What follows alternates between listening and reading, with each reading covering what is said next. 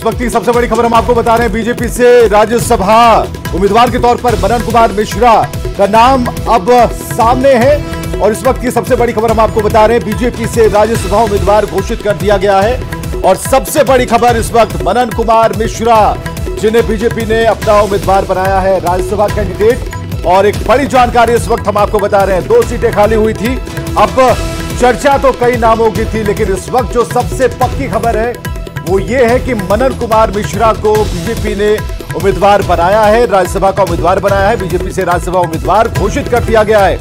मनन कुमार मिश्रा के नाम पर मुहर लग गई है और बिहार से मनन कुमार मिश्रा बीजेपी के उम्मीदवार होंगे। तो एक बड़ी जानकारी, दूसरी सीट पर मनन मिश्रा के नाम की घोषणा कर दी गई। 2 सीटें राज्यसभा की जिन पर उपचुनाव है और ऐसे में दूसरे नाम की जो चर्चा हो रही थी वो चर्चा मनन कुमार मिश्रा के नाम पर आकर खत्म होती है। यानी कि मनन कुमार मिश्रा को उम्मीदवार बनाया गया है राज्यसभा चुनाव में और इस वक्त की सबसे बड़ी खबर, दूसरी सीट पर मनन मिश्रा के नाम की घोषणा कर दी गई है। बीजेपी से मनन कुमार मिश्रा को उम्मीदवार बनाया गया है। काफी अहम हो जाता है वैसे कैंडिडेट का नाम सामने आना। और विनीत इस वक्त हमारे साथ बने हुए। विनीत, एक बड़ी जानकारी मनन कुमार मिश्रा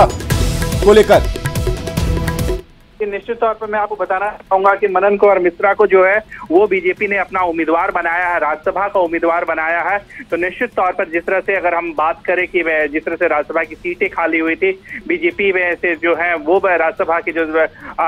सांसद थे वो अब लोकसभा में आ गए थे और उसके बाद जिस तरह से सीट खाली हुई थी वह सीट जो है वो बीजेपी ने इस बार मनन कुमार मिश्रा को दिया है। मनन कुमार मिश्रा के बारे में अगर हम बात करें तो वो एडवोकेट है, बार काउंसिल ऑफ इंडिया के चेयरमैन भी रह चुके हैं और बैंक जो लीगल बैकग्राउंड है उससे वो आते हैं। साफ तौर पर अगर हम बात करें तो जिस तरह से हम देखें कि बीजेपी में प्रधानमंत्री नरेंद्र मोदी के कार्यशैली में कि जिस तरह से वो लगातार तारीफ करते रहे थे और जिस तरह से बीजेपी में अगर हम बात करें कि वो जो सीट में था उसको लेकर के बीजेपी ने इस बार एक ब्राह्मण चेहरा देने की एक रणनीति बनाई है। ब्राह्मणों में को चेहरा को आगे देने की रणनीति बनाई है और इसी के तहत मनन कुमार मिश्रा का नाम जो है वो आगे आया है। अगर हम बात करें मनन कुमार मिश्रा के बारे में बात करें तो बीजेपी में जुड़ने के साथ साथ वो बार काउंसिल ऑफ इंडिया के चेयरमैन भी रह चुके हैं। इसके साथ ही साथ पिछले दिनों अगर हम कुछ एक्टिविटीज को देखें तो साफ तौर पर प्रधानमंत्री नरेंद्र मोदी के कामकाज की लगातार वो तारीफ करते रहे हैं। प्रधानमंत्री नरेंद्र मोदी ने जिस तरह से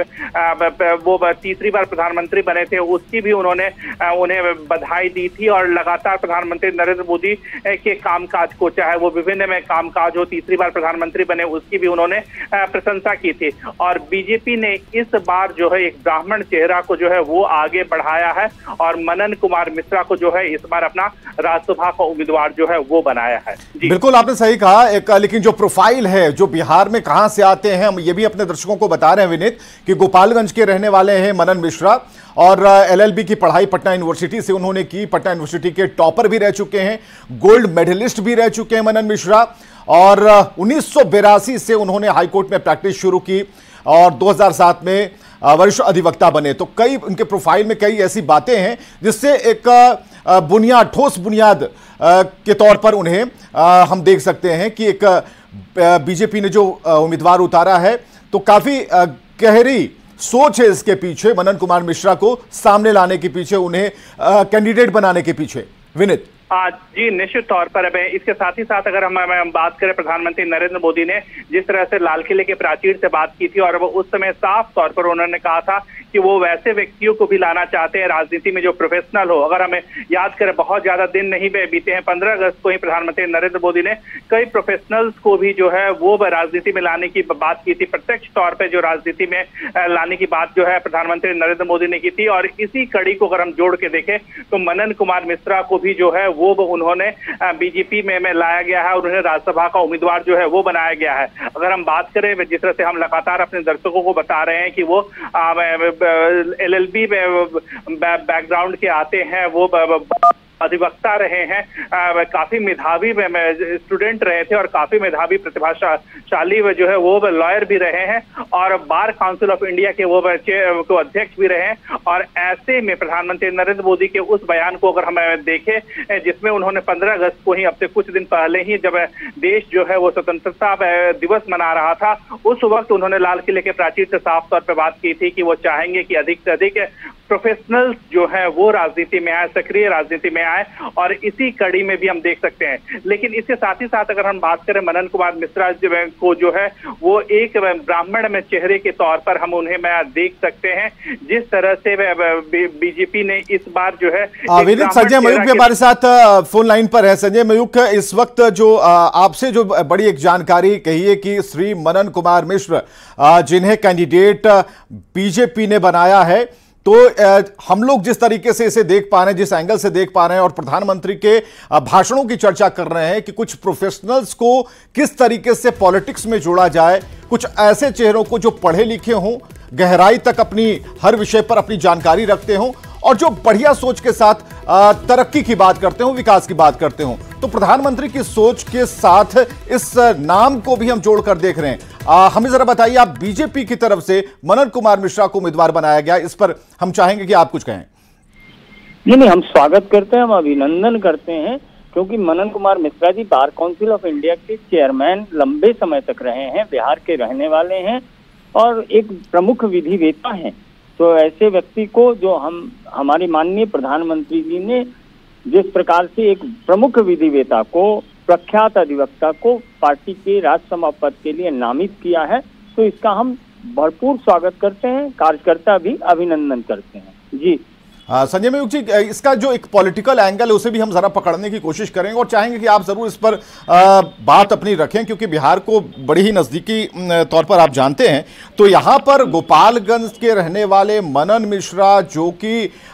इन्होंने LLB की पढ़ाई की, वरिष्ठ अधिवक्ता रह चुके हैं, उनकी प्रोफाइल को देखते हैं, उसमें गोल्ड मेडल तक है। तो ये सारी चीज़ों को कैसे पॉलिटिक्स से आप लोग जोड़ रहे हैं, और जो इनकी बीजेपी की तरह जो काम करने की जो इनकी एक शैली रही है, उसे कैसे आप देख पा रहे हैं?